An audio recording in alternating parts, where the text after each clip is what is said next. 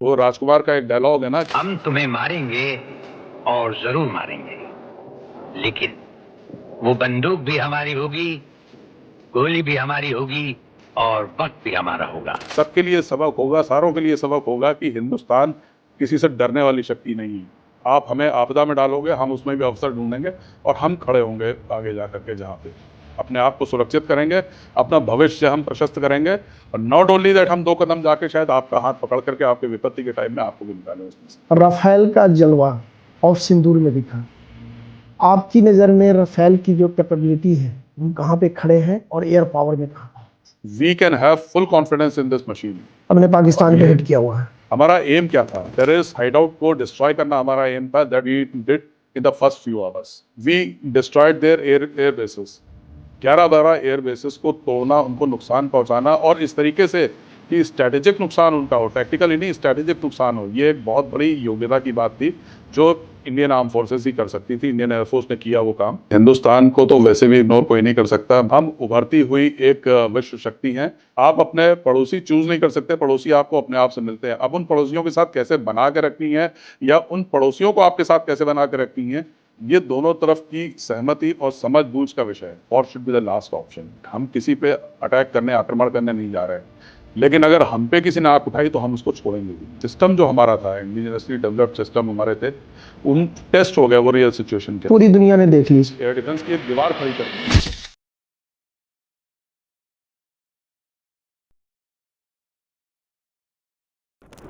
नमस्कार, जय हिंद, जय Bharat. Real warrior with Rakesh Sharma में आपका स्वागत है। और यह युद्ध की कहानी नहीं है, दुश्मन के वैश्विक चालों और रणनीति के तौर पे उसको मात देने की जो क्षमता है। आज हमारे साथ हैं group captain doctor Rajneesh sir, आपका स्वागत है। धन्यवाद। Rajni sir, very very welcome, and the audience to unpack and unfold all those questions which must be bothering you for our current geopolitical situation and turbulence in and around the country.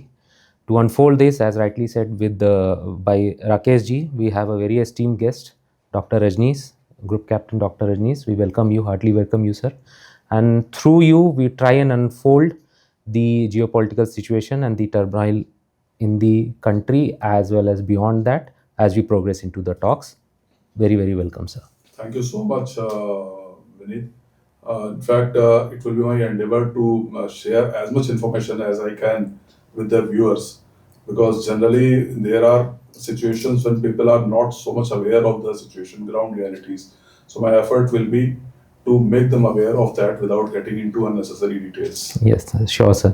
So first thing first, sir, we'll start, although not in a sequential manner, we'll start with your expertise, जिस पे आपने बहुत ज़्यादा काम किया है, and we are aware and we were discussing behind the camera as well, the current hot topic of power turbulence and power dynamics in Central Asia. So ये कैसे हुआ, आपके जीवन में कैसे आया, and how far you have progressed without compromising the confidentiality of your knowledge and well as country's data, if you can dwell something upon it. Well, Central Asia had always been close to my heart for the simple reason because when I wanted to do my doctorate in year 2015, so that was the time I realized that this was the area wherein India has got a lot of strategic interests. India has got a lot of affinity right from the historical times, but somehow our footprint in that area was not as paramount or as profound as it should have been. और इस क्षेत्र के ऊपर बहुत ज़्यादा काम हुआ भी नहीं था शोध के दृष्टि से अगर हम देखें तो मुझे ये लगा कि this was the only place where I can contribute something, where I can get into some depth.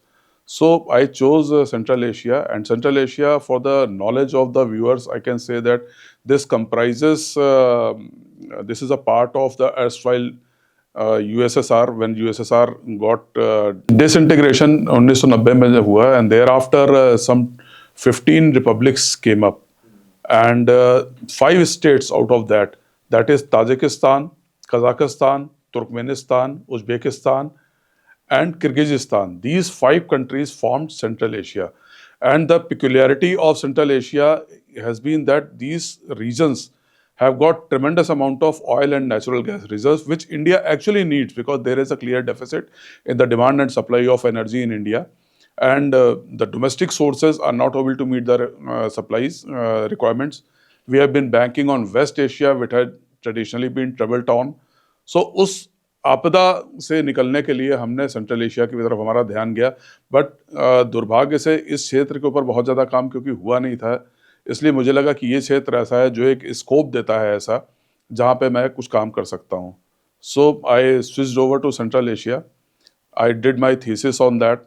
Thereafter, last posting in Indian Air Force was to a think tank called Center for Aerospace Power and Strategic Studies, which was earlier Center for Air Power Studies. So when I was deployed to work in that think tank, I was tasked by the Air Force to write a book, and that was also on Central Asia. And Air Force was of the opinion that I should be touching upon a topic which nobody has covered so far. And that was the aerospace power in Central Asia, how India can contribute for the development of that area. So this was the theme, and as you can see, the book kept next to आपकी book भी visible है और इसके लिए सबसे पहले आपको बधाई कि आपने एक ऐसे क्षेत्र को चुना जो अनटच था और उसके ऊपर आपने किताब लिखी और लोगों तक ये जानकारी पहुंची. बहुत बहुत धन्यवाद राकेश जी. इसमें बहुत एक मैं यहाँ पे नाम लेना चाहूँगा. जिस समय मैं थिंक टैंक में पोस्टिंग जा रहा था, उस समय के air marshal Sandeep Singh, he guided me. He says कि you should not only work on your area of expertise, you should also try and touch upon the aerospace power. तो at that point in time it was slightly difficult. मुझे लगा, मैंने उनसे बोला, मैंने कहा central Asia में हम जो बात करते हैं ना, सॉफ्ट पावर की बात अभी तक करते रहे, हम शिक्षा के क्षेत्र में बात करते रहे, मेडिकल के क्षेत्र में बात करते रहे, संस्कृति के बारे में हम बात करते रहे, और राज कपूर की पिक्चरें बड़ी फेमस थी, मेरा जूता है जापानी और आवारा पिक्चर के गाने बहुत वहाँ पे फेमस हैं. और इस बुक के पीछे कवर पे आप देखेंगे कि राज कपूर की उस गाने की एक फ़ोटो भी छपी हुई है. उसका ये उसकी परिचायक है कि ये राज कपूर की कितनी फ़ैन फॉलोइंग वहाँ पे थी. तो हमारी जो जनरली जितना फोकस था सेंट्रल एशिया के ऊपर, वो सॉफ्ट पावर रिलेटेड था. अभी लेकिन उसके बाद क्या हुआ, अब उस पर हम एरोस्पेस पावर की बात करते हैं. This becomes a hard power. अब उसको किस रोल में लेकर के आना है, कैसे उसको किस मेजर में, किस मात्रा में वहाँ पे डालना है, ये थोड़ा तय करने में थोड़ी मुश्किल थी. But God has been kind to me, and I'm happy that I could complete this project. And this book was released in the month of November by the present Vice Chief of Air Staff and the Chief of Integrated Defense Staff. And this is liked by people, and I have heard that this is also going as a textbook in some universities, because जो textbook करके जो एक study material होना चाहिए central Asia के ऊपर, उसकी बड़ी शॉर्टेज है. डॉक्टर रजनीश सर, मैं भी लगभग उन कंट्रीज में जा चुका हूँ और वहाँ देखा है कि नेचुरल रिसोर्सेज बहुत हैं, उसका यूटिलाइजेशन नहीं हो रहा है. क्या यह भारत के लिए अपॉर्चुनिटी नहीं है कि गवर्नमेंट ऑफ इंडिया वहाँ पे अपना प्रोजेक्ट शुरू करे, उनको असिस्ट करे, और हमारा जो नेचुरल रिसोर्स हम बात करेंगे उसका फ़ायदा भारत को मिले? राकेश जी, आपने जो बात करी बिल्कुल बात सही है. इनके पास नेचुरल रिसोर्सेज इन कंट्रीज़ के पास हैं, लेकिन उनके पास वो शायद कैपेबिलिटी नहीं है जो उनको हम टेक्नोलॉजिकली साउंड कंट्री हैं, हम जो ऑफ़र कर सकते हैं. और हमारा मेन इंटरेस्ट है सेंट्रल एशिया में, जैसे मैंने बोला, ऑयल एंड नेचुरल गैस का इंटरेस्ट है. या फिर अगर हम बंधुत्व की बात करें, हम बात करते हैं वसुधैव कुटुंबकम की भावना से हम आज विदेश नीति हमारी चल रही है. हम हर एक के पास ओपन आर्म्स के साथ जा रहे हैं, हर एक की सहायता हम करने की कोशिश कर रहे हैं, और इवन जिन्होंने हमारे साथ कुछ अच्छा शायद नहीं भी किया, उनका भी हम भला करने की कोशिश कर रहे हैं. किया भी है हम लोगों ने, और उस दिशा में जा कर के हम देख रहे हैं. तो हमें लगता है कि हमारा फोकस इस एरिया पे हो सकता है, और हमारे पास आज वो योग्यता है, वो काबिलियत है कि हम इनको काफ़ी कुछ दे सकते हैं. और नॉट ओनली दैट, हमारा इसमें एक प्रेजेंस हमारी वहाँ पे मार्क होगी इस चीज़ से जा कर के, और उससे भी बड़ी बात बढ़ कर के होगी कि हम इन लोगों को कुछ कंट्रीब्यूट कर पाएंगे जिनके पास इतनी धरोहर तो है, लेकिन उस धरोहर को कैसे काम में लाना है, कैसे उसको इस्तेमाल उसका बेस्ट करना है, वो चीज़ शायद नहीं है, वो कहीं कमी रह गई है. तो वो कमी शायद हम पूरा कर सकते हैं. नहीं सर, उससे एक फॉलोअप मेरा क्वेश्चन है. ये तो ओपन धरोहर है, आई मीन सेंट्रल एशिया सबके लिए ओपन है. इंडिया का इंटरेस्ट है, ऑफ कोर्स ऐसे बहुत सारी कंट्रीज़ का भी इंटरेस्ट होगा, बट उनका क्या इंटरेस्ट है कि वो इंडिया को ही परमिशन दे या इंडिया के साथ ही कोलैबोरेट करें? इसकी क्या गणित है या क्या है?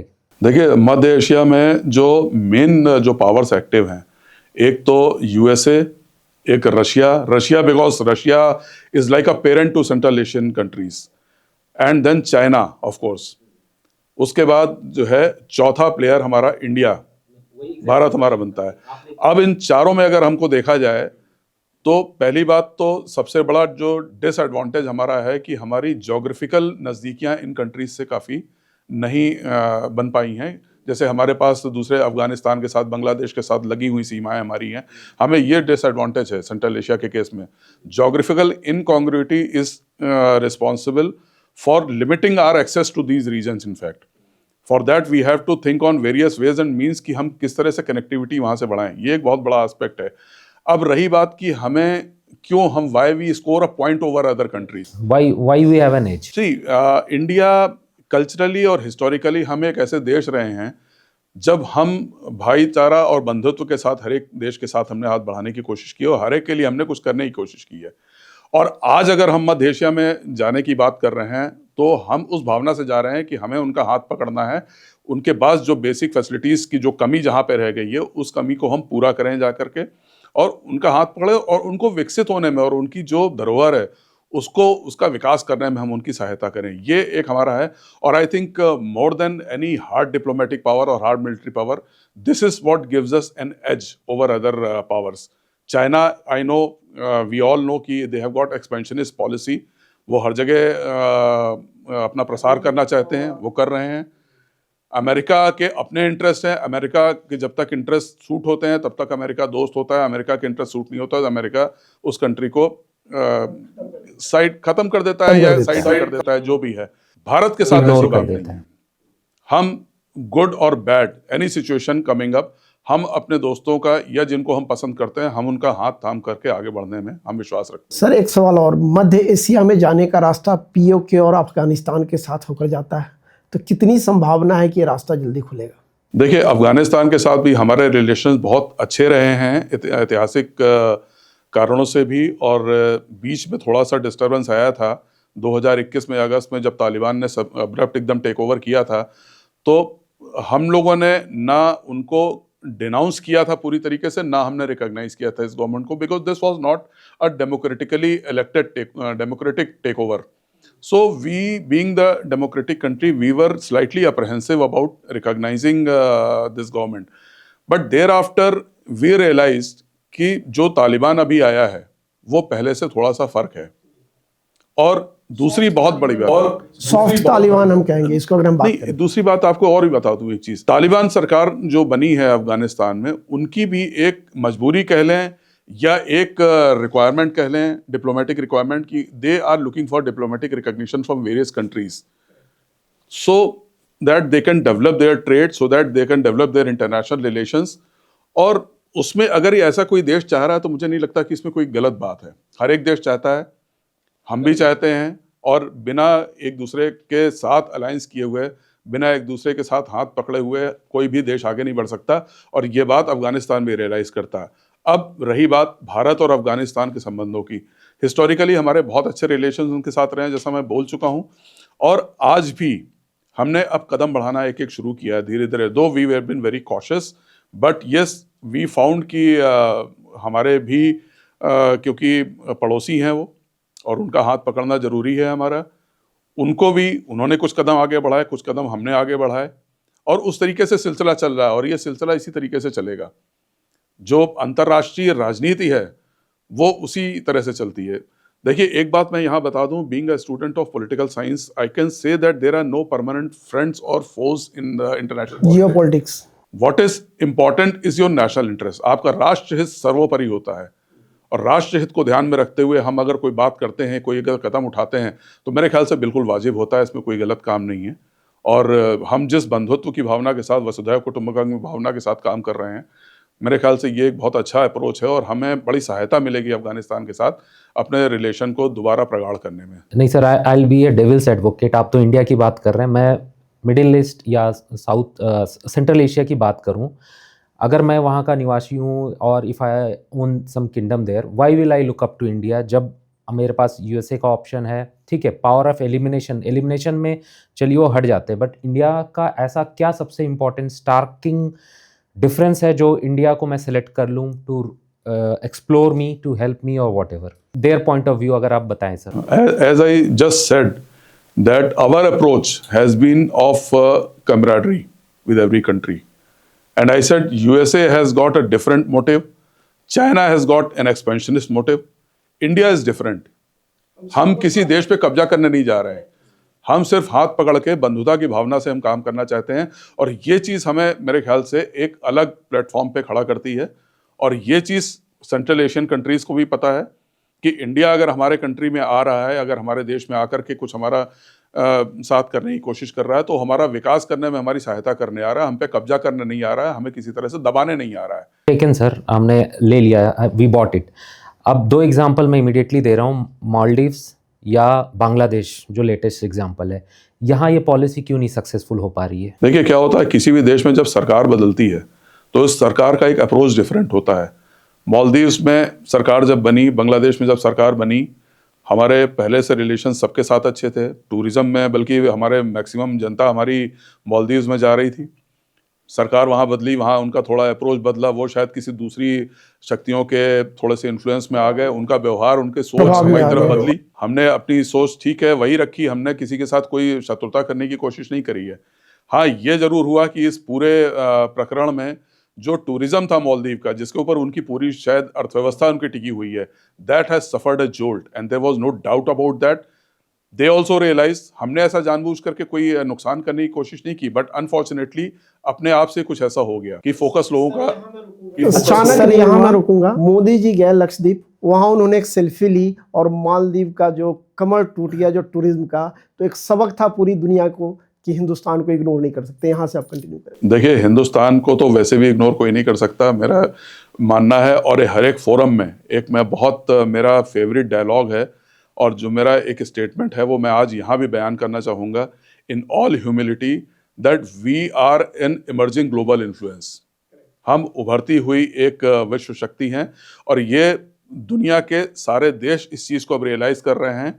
ये रीज़न है कि पिछले करीब 12 साल में, 11 साल में लोगों ने हमारी अस्तित्व को हमारे पहचानना शुरू किया, और न सिर्फ पहचानना शुरू किया बल्कि हमको वो एक रिस्पेक्ट, वो एक सम्मान देने की प्रक्रिया भी शुरू हुई है, जो शायद बहुत समय से ज़रूरत थी जिस चीज़ की। और ये चीज़ चलेगी जा कर के। और जैसा आपका प्रश्न था कि हाँ, तो मैं उसी पे वापस आता हूँ अपने प्रश्न पे कि जब सरकार बदलती है तो अप्रोच बदलता है। बांग्लादेश के साथ हमारे बड़े अच्छे रिलेशन रहे, बांग्लादेश में तख्ता पलट हुआ, थोड़ा सा डिस्टर्बेंस हुआ, लेकिन अल्टीमेटली देखिए हम पड़ोसी हैं। आप अपने पड़ोसी चूज नहीं कर सकते, पड़ोसी आपको अपने आप से मिलते हैं। अब उन पड़ोसियों के साथ कैसे बना के रखनी है या उन पड़ोसियों को आपके साथ कैसे बना के रखनी है, ये दोनों तरफ की सहमति और समझबूझ का विषय है। ये मेरे ख्याल से दोनों जो पक्ष हैं, चाहे बांग्लादेश हो और हिंदुस्तान हो, ये हमें मिल के तय करना होगा कि भविष्य में हम अपने संबंध, अपने रिलेशन हम किस तरह के चाहते हैं। सर एक और सवाल, चिकन नेक की बात होती है। बांग्लादेश जो भी सरकार तख्ता पलट हुआ उसके बाद शुरू हो गया, तो भारत ने इसके ऊपर क्या एक्शन लिया है? आपके समझ से क्या होने वाला है और बांग्लादेश के साथ आगे का रिलेशन कैसा रहेगा? देखिए, बांग्लादेश के साथ आगे के रिलेशन की हम बात करें अगर, तो मैं पॉजिटिविस्ट हूँ।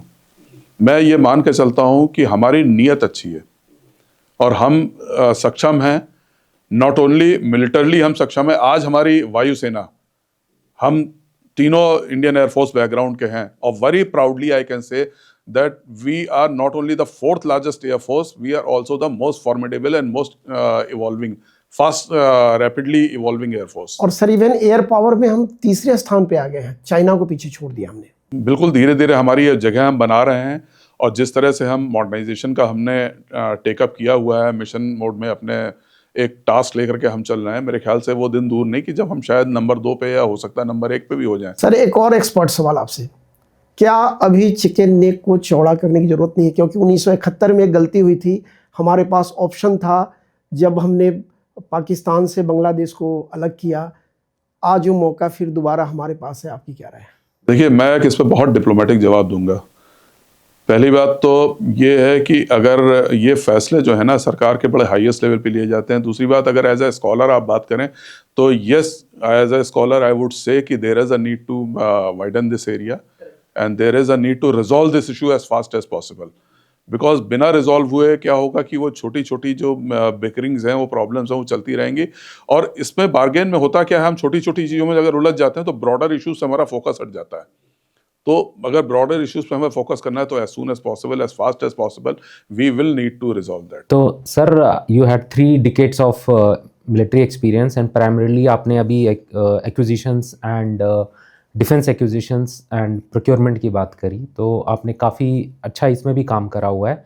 तो आप क्या ऑफ द लेटेस्ट एक्विजिशंस में आप क्या सबसे देख रहे हैं जो सबसे पोटेंट है और फ्यूचर के लिए काम आएगा, या जिसमें आपको थोड़ी नॉलेज हमें दे सके? तो देखिए, अभी इंडियन एयरफोर्स और Indian arm forces, I will से कि दे आर रैपिडली इवॉल्विंग, और काफ़ी कमियां पास्ट में रही हैं, and we have been having certain shortages, we have been having some shortcomings in our inventory, which the governments have been making effort to fulfill those shortfalls.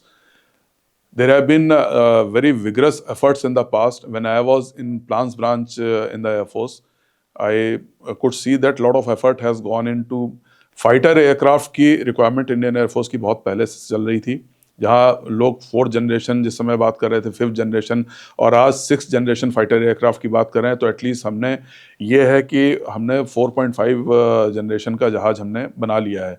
There has been an issue regarding the aero engine, वो भी address हो रहा है, and I think we will be able to resolve that. Now recently Sindoor में हमने देखा कि जैसे S-400 मिसाइल ने बहुत अच्छा काम किया, S-400 की हम बात कर रहे हैं, और फिर हम S-500 की बात भी कर रहे हैं। एक थॉट प्रोसेस ऑन है भारत सरकार में, और मेरे ख्याल से बहुत सारी चीज़ें अभी इसमें हैं कि एड्रेस की जानी है।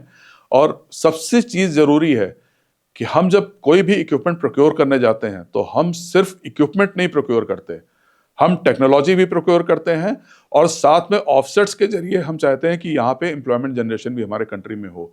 This was a very important, और हम अपने देश में उसको उसके देश में इसके ऊपर बनाएंगे। जोर दें। और इसको इंडस्ट्रियल डेवलपमेंट अगर हमको करना है तो ये एक बहुत बड़ा कदम है इस दिशा में। देखिए क्या होता है कि अब जैसे टाटा में हम TASL का प्लांट लगा हुआ है, टाटा एयरबस का प्लांट है, वो C295 मीडियम ट्रांसपोर्ट एयरक्राफ्ट बना रहा है। Now it is not only Tata is making aircraft, Airbus वाला आकर के कोलैबोरेट कर रहा है, वो टेक्नोलॉजी लेकर के आया है, इंफ्रास्ट्रक्चर क्रिएट किया, कुछ उसने किया है, कुछ हमने किया हुआ है, उसके साथ 1000 एंसिलियरी इंडस्ट्रीज क्रिएट होती हैं।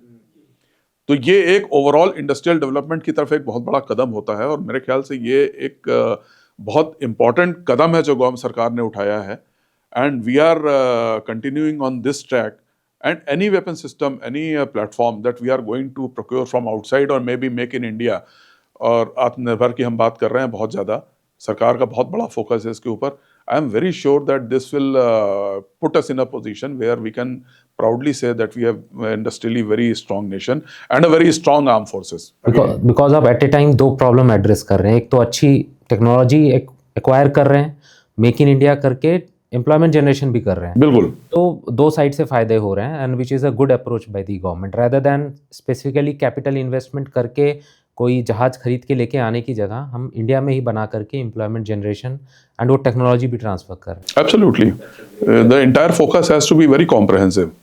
हमें किसी आइसोलेशन में काम नहीं कर सकते, और अच्छा काम कर रहे हैं, विच आई रिमेंबर, एंड बहुत सारे इंटरेस्टिंग इसमें चीज़ें हैं, काफ़ी कुछ सीखने को मिलता है। जब आप कोई भी फॉरेन कंट्री के साथ कहीं डील करते हैं तो बड़े सारे एस्पेक्ट्स, बड़ी नई नई चीज़ें आपको पता लगती हैं, क्योंकि हर एक कंट्री एक अपना सिस्टम फॉलो कर रहा होता है, भारत अपना सिस्टम फॉलो कर रहा होता है। सो कोई भी कॉन्ट्रैक्ट तब साइन होता है जबकि दोनों तरफ के थॉट प्रोसेस मैच कर जाते हैं। तो इसको मैच कराने में इनिशियली थोड़ा आई कैन से कि कष्ट था, लेकिन हाँ हो गया। लेकिन सरकार का बड़ा सक्रिय रोल रहा और हाईएस्ट लेवल पे लीडरशिप के। सर एक और सवाल, राफेल का जलवा ऑफ सिंदूर में दिखा, आपकी नज़र में राफेल की जो कैपेबिलिटी है, हम अगर साउथ एशियन में कंट्री में देख लें तो हम कहाँ पे खड़े हैं और एयर पावर में कहाँ खड़े हैं आज? देखिए ऐसा है कि मैंने जैसे बोला कि हम 4th लार्जेस्ट एयरफोर्स थे, और अभी आपने बोला कि हम 3रे नंबर पे आ रहे हैं, तो राफेल को किसी दूसरे वेपन सिस्टम के साथ कंपेयर करना तो शायद मतलब राष्ट्रीय सुरक्षा की दृष्टि से यहाँ पे सही नहीं होगा, बट मैं ये कह सकता हूँ कि ये हमारी इंडिजिनस प्रोडक्शन है, और ये बहुत गर्व का विषय है, और we can have full confidence in this machine.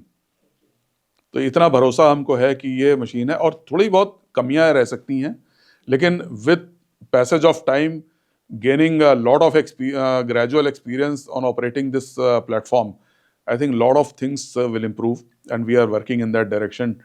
और काफ़ी मतलब जो है हमारी मशीनरी, हमारे साइंटिस्ट हैं, DRDO है, इंडियन एयरफोर्स है और एरोनॉटिकल डेवलपमेंट एजेंसी आड़ा है हमारी, और जो भी एजेंसीज इसमें हैं ये सारे के सारे अपने अनुभवों को जो है लेकर के कंपाइल कर रहे हैं और दिनों दिन हम इसमें सुधार ही कर रहे हैं। तो मैं ये कह सकता हूँ कि आने वाले दिनों में ये एक बहुत गर्व का विषय होगा and this will be a very important, a very potent platform, not only in south Asia but may be in other continents also. और एज इट स्टैंड्स अभी आज हमें कुछ कंट्रीज से, फिलीपींस या दूसरे कंट्रीज से हमें LCO को एक्सपोर्ट करने के भी ऑर्डर आए हैं, उन्होंने डिमांड रखी है हमारे सामने। लेकिन हाँ, क्योंकि अभी ये शुरू के चरणों में है तो ज़रूरी है कि HAL शायद अपनी रिक्वायरमेंट्स अपनी आर्म फोर्सेस की पहले पूरा करे, उसके बाद इन कंट्रीज़ पर जाएँ। तो ये इस बात का परिचायक है कि जो ये जहाज़ बन रहा है ये एक बहुत ही काबिल तारीफ़ जहाज़ बन रहा है, बहुत ही पोटेंट, बहुत ही पावरफुल प्लेटफॉर्म होगा and this will be doing really wonders. It has got a very bright future, I can tell you. जैसे आप दोनों डिस्कस कर रहे हैं, आई वाज रियलाइजिंग इट कि जो भी पीरियड पीछे गया है इसमें इसका conceptualisation, dealing, draft, purchasing, India में आना and then the use, it's all we have seen, है ना। एक साथ में एक आपने जस्टिफाई किया procurement from the technology point of view और उसको यूज़ करके भी उसकी सफलता पूरी दुनिया को दिखा दी। तो इट्स अ रेयर ओकेजन कि आपने एक ही जनरेशन में वो सारा कुछ करके दिखा दिया। 2013 में जिस समय माननीय श्री नरेंद्र मोदी को भारतीय जनता पार्टी ने अपना प्रधानमंत्री का उम्मीदवार डिक्लेयर किया था तो भिवाड़ी में उन्होंने एक एक्स सर्विसमैन की रैली एक एड्रेस की थी। वो रैली शायद हम लोगों ने सब टीवी पे देखी होगी या अटेंड की होगी, मैंने टीवी पे देखी थी। वहाँ पे उन्होंने एक स्टेटमेंट दिया था जिसने मुझे बहुत अंदर तक प्रभावित किया। उन्होंने कहा था कि हमारे पास इतनी टेक्नोलॉजी, इतना अनुभव है, इतनी काबिलियत है, योग्यता है, सब कुछ है, लेकिन आज भी अपने हथियार, आज भी अपने जहाज हम इंपोर्ट कर रहे हैं। हमें तो इस पोजीशन में होना चाहिए कि हम एक्सपोर्ट करें। For the first time I heard some national leader talking like this and when that national leader became the prime minister of India, he gave a different direction to the whole concept and this is how we are in a position। और आज मैं जब बोलता हूँ कि कुछ भले ही छोटे कंट्रीज हैं जो हमसे LC मांग रहे हैं, लेकिन कम से कम हम उस श्रेणी में खड़े हो गए हैं, उस प्लेटफॉर्म पे खड़े हो गए हैं जहां हम अपने आप को डिफेंस एक्सपोर्टर मान सकते हैं। अभी हमने एक्चुअल एक्सपोर्ट करना शुरू नहीं किया है, ऑर्डर्स आ ही रहे हैं और हम अपनी प्लेटफॉर्म को डेवलप कर रहे हैं और अपनी रिक्वायरमेंट पहले मीट करेंगे। बट ये बहुत गर्व का विषय है और मैं ये कह सकता हूँ कि जहाँ देश की लीडरशिप ने रास्ता दिखाया है वहाँ पे हमारी आर्म फोर्सेस ने, हमारे साइंटिस्ट ने, everybody has played his or her role very very powerfully and in a very I can say comprehensive manner in the team, in a team spirit we have been doing it. Sir यहाँ हम तेजस की बात करेंगे जो निर्माण हो रहा है, HAL कर रही है, इसके ऊपर आपका राय? मैं तेजस के ऊपर मैं इतनी बात कर चुका हूँ। देखिए LCA तेजस जो है, मैंने बताया कि बहुत ही मजबूत और बहुत ही केपेबल प्लेटफॉर्म है, क्योंकि हम इसको लेकिन डेवलप कर रहे हैं नए सिरे से यहाँ बैठ करके, इसलिए कुछ इसमें टेक्नोलॉजिकल कमियां कुछ हो सकती हैं, बट बीतते हुए दिनों के साथ जैसे जैसे टेस्टिंग स्टेजेस में हमारे पास कमियां आएंगी उसको हम एड्रेस करेंगे और we are doing it and this has got a very bright future and this becomes a matter of pride, national pride I will say for India. Sir op Sindoor में ब्रह्मोस्त्र की बहुत चर्चा हुई, तो क्या राफेल में क्षमता है ब्रह्मोस्त्र को कैरी करने के लिए और हिट करने की? मैं इस बात पे कमेंट नहीं कर पाऊंगा बिकॉज ये इशू जो है राष्ट्रीय सुरक्षा भी है और मुझे नहीं लगता कि अभी इसको हमें डिस्कस करना चाहिए। बट हाँ, Su-30 से हमने इसको ट्राई किया हुआ है, सक्सेसफुल ट्रायल्स हुए। हमने पाकिस्तान में हिट किया ये हुआ है, वेल नोन फैक्ट है, मीडिया में है, सारे लोग जानते हैं क्या हुआ है, कैसे हुआ है, बट डिटेल्स में जाना मेरे ख्याल से राष्ट्रीय सुरक्षा की दृष्टि से सही नहीं होगा। नहीं सर, फेयर सर, आपकी बात से सहमत है सर। हमें जो जानकारी चाहिए थी और दर्शकों को जानकारी मिल चुकी है, वो समझ चुके हैं और हम अपने राष्ट्रीय जो सुरक्षा से समझौता भी नहीं कर सकते और चाहेंगे भी नहीं। सर आप इतने you have been the scholar and the student of geopolitical affair and political science through and through. Defence acquisitions में भी आपने इतना सारा काम किया है। एक साइड हम डिप्लोमेसी की बात कर रहे हैं, एक साइड हार्ड वॉर की बात कर रहे हैं। Do you think they go hand in hand या फ्यूचर ऐसा होने वाला है कि जहां में लड़ाई होने से पहले डिप्लोमेसी इतनी स्ट्रांग हो जाए कि रुक जाए? देखिए, as an ex-Air Force officer, as a veteran, I can say that war should be the last option. कोई भी लड़ाई जब होती है तो होता क्या है कि वो देश कई साल पीछे चला जाता है। हिंदुस्तान, भारत इस चीज़ को अफोर्ड नहीं कर सकता है, क्योंकि हम बड़ी मुश्किल से हमने चलना शुरू किया है विकास के मार्ग पे। We have started taking brisk steps in the direction of development and progress, and it will not be advisable for anybody to get into a state of war, because that will pull the country and economy many years back. But yes, I can tell you that diplomacy definitely has a role to play. As far as war is concerned, एक myth जो थी कि conventional war has lost its sheen or its relevance, Russia Ukraine war से वो चीज़ तो टूट गई। एक और मिथ होता था कि there will be a time of short wars only. Short war भी नहीं है, पिछले 3 साल से ज़्यादा से वो लड़ रहे हैं। और एक्चुअली इस केस में मैं आपको एक चीज़ बताऊं, जैसे हमारे वायुसेना अध्यक्ष ने भी ये बात कही थी, every day they have been changing their goal post. Perhaps they have forgotten from where they started and what was the reason of starting the war. Op Sindoor पे हम आते हैं, ऑफ सिंदूर पे बहुत लोगों को ये एक यूफोरिया, एक बड़ा जिंगोइज्म होता है कि नहीं, हमने बड़ा जल्दी छोड़ दिया उनको। बड़ा राजनीतिकरण इस बात का हो रहा है कि नहीं, इसको और पीटना चाहिए था और मारना चाहिए था। And I think what we did was a very prudent and very calculated decision. हमारा एम क्या था? टेररिस्ट हाइडआउट को डिस्ट्रॉय करना हमारा एम था। That we did in the first few hours. Thereafter we destroyed their air bases. 11-12 air bases को तोड़ना, उनको नुकसान पहुंचाना, और इस तरीके से कि स्ट्रैटेजिक नुकसान उनका हो, टैक्टिकल ही नहीं, स्ट्रैटेजिक नुकसान हो, ये एक बहुत बड़ी योग्यता की बात थी जो इंडियन आर्म फोर्सेस ही कर सकती थी। इंडियन एयरफोर्स ने किया वो काम। अब जब हमारा ऑब्जेक्टिव अचीव हो गया तो बिना मतलब के उस चीज़ को आगे बढ़ाने का कोई, मुझे नहीं लॉजिक समझ में आता उस बात का। होता क्या है कि फिर आप कुछ करेंगे, फिर वो कुछ करेगा। हमने ऑब्जेक्टिव अचीव कर लिया और हमने वहां पे उस चीज को रोक दिया। और ये चीज भारतीय वायुसेना अध्यक्ष चीफ मार्शल एपी सिंह ने भी एक एड्रेस में अपने बोली थी कि when we achieved the objective there was no point of continuing the conflict. So जहां तक हम वॉर और डिप्लोमेसी की बात करते हैं, I always say war should be the last option. And today's war I still believe will be punitive surgical strikes whenever we are compelled to do that. हम किसी पे अटैक करने, आक्रमण करने नहीं जा रहे, लेकिन अगर हम पे किसी ने आंख उठाई तो हम उसको छोड़ेंगे भी नहीं। ये हमने दिखाया है और हम ये करेंगे जब भी जरूरी होगा। लेकिन हाँ, जहाँ तक broad scale, large scale war की बात है, वो किसी के भी हक में अच्छी नहीं होती। और जहाँ तक हो सके इसको अवॉइड करना चाहिए। जहाँ तक हो सके हम बंधुता के साथ ही चलें, डिप्लोमेसी के साथ काम लेके चलें तो बेहतर होगा। सर, डिप्लोमेसी की बात हो रही है सर, आपने कहा कि एयर चीफ मार्शल ने with due justification, we all are convinced with that, but एक और थ्योरी है या फैक्ट है कि उसमें डिप्लोमेसी ज़्यादा रोल प्ले करा फ्रॉम दी अमेरिकन साइड। वहाँ से डिप्लोमेसी ने प्रेशराइज करा कि वॉर रोक दो। How factful is this? देखिए, इस बात में मुझे कोई दम नहीं आता। ये कई जगह कई लोगों ने बोला कि अमेरिका ने वॉर रोक दी। अमेरिका कौन होता है वॉर रोकने वाला?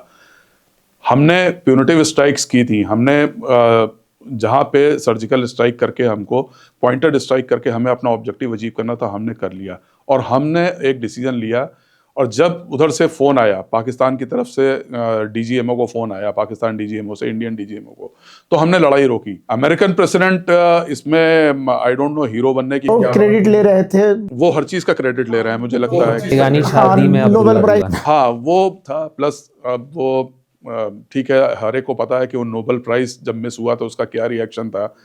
आप शांति दूत आप बनना चाहते हैं, लेकिन शांति दूत खाली बात करके नहीं बना जाता। शांति दूत एक्चुअली आपकी सही नियत शांति स्थापित करने वाली होनी चाहिए, तब बनता है।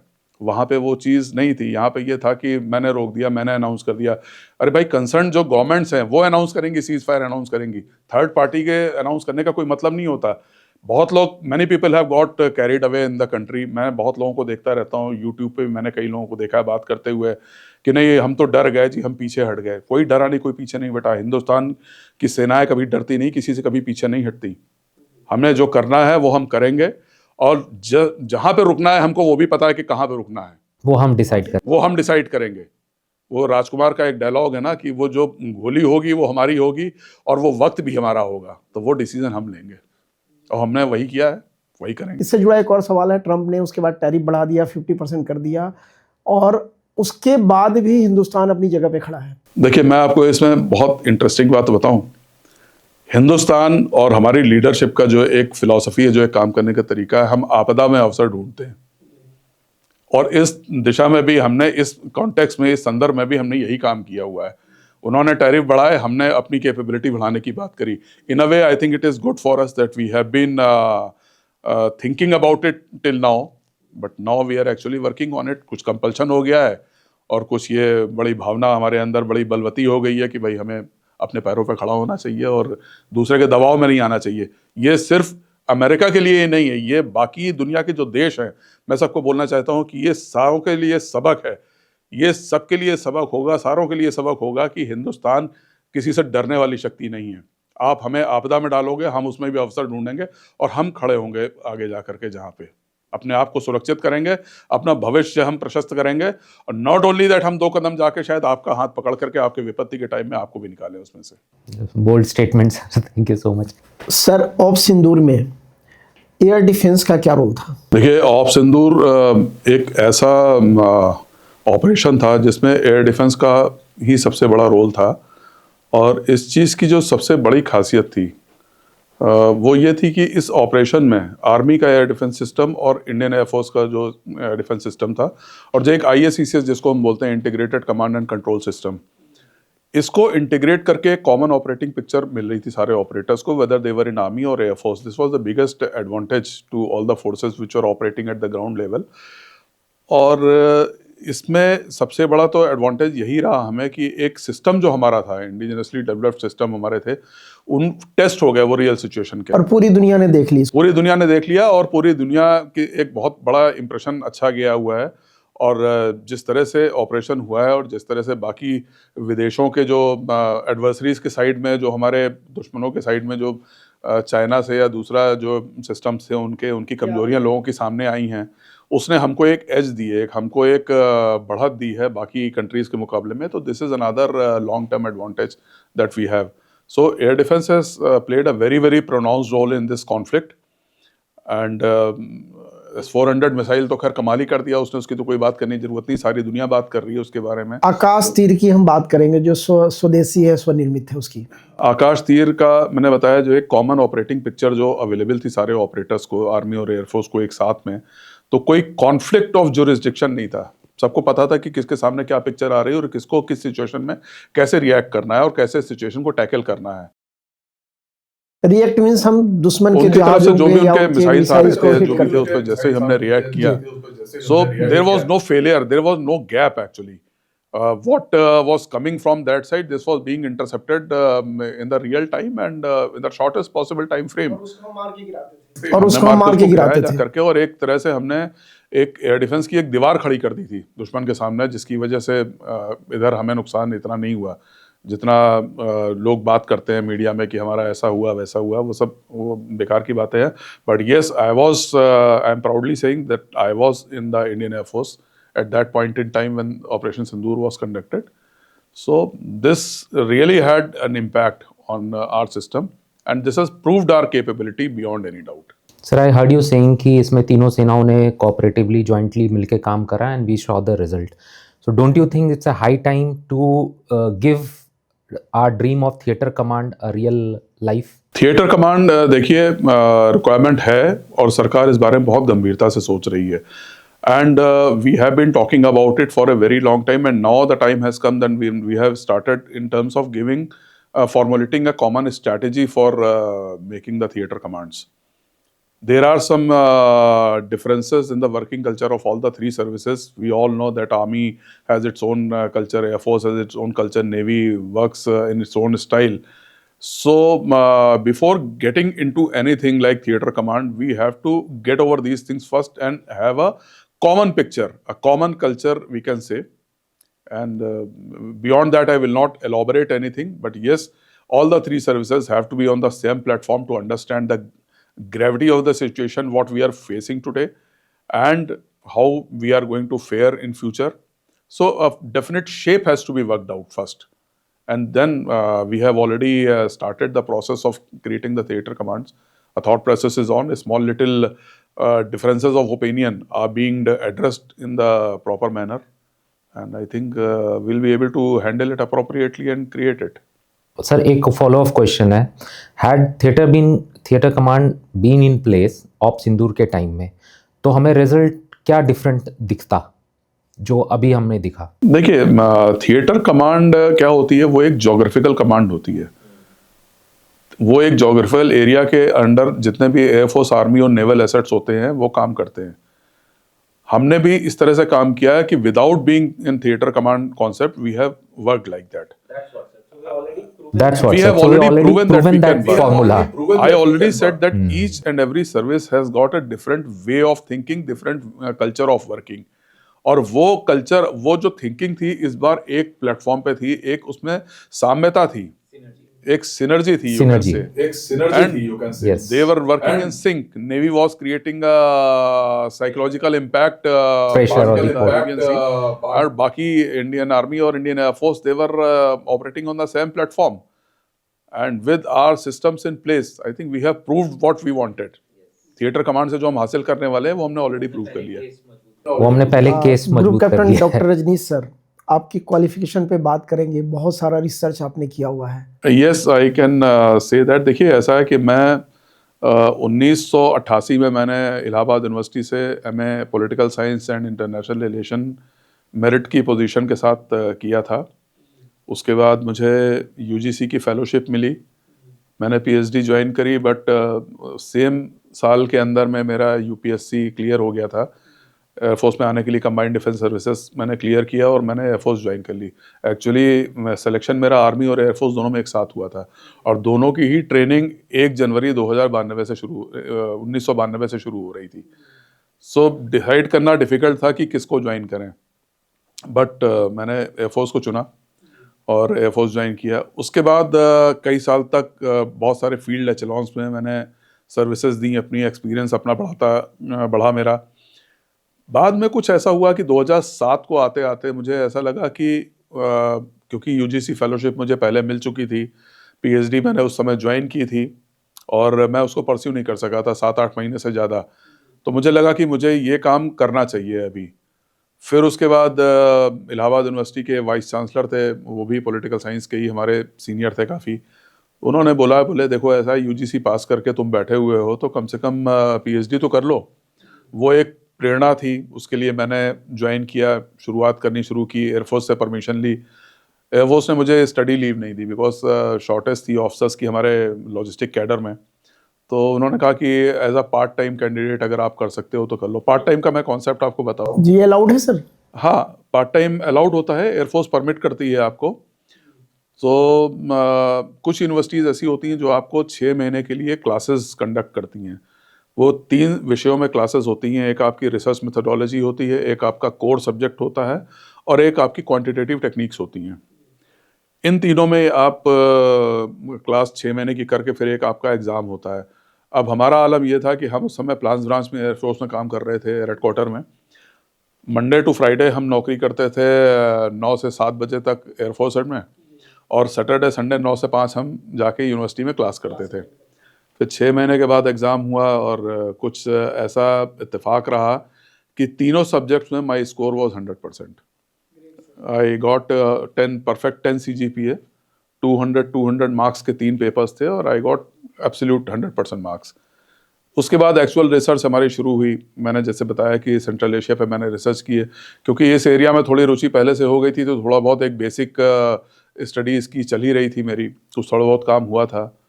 तो with in 3 years I could submit my thesis. अच्छा, उसके पहले क्या हुआ था कि 2014 में मैं हेडक्वार्टर मेंटेनेंस कमांड में नागपुर में पोस्ट था इंडियन एयरफोर्स में। सो मुझे लगा कि क्वालिफिकेशन थोड़ा सा टाइम यूटिलाइज़ किया जाए बजाय इधर उधर घूमने घामने के। तो हमने पत्रकारिता में, मैंने जर्नलिज्म एंड मास कम्युनिकेशन में मैंने अपना 2nd MA किया, ज्वाइन वहाँ पे किया। ये डिस्टेंस एजुकेशन मोड में था, जिसको करस्पॉन्डेंस हम लोग बोलते हैं नॉर्मल बातचीत की भाषा में। 6 महीने का सेमेस्टर था पहला, वो मैंने वहाँ पास किया। उसके बाद बाकी के 3 सेमेस्टर मैंने, क्योंकि दिल्ली पोस्टिंग हो गई थी तो दिल्ली में आके किया। ये ख़त्म हो रहा था तभी पीएचडी का कोर्स वर्क शुरू हो गया था मेरा, क्लासेस शुरू हो गई थी।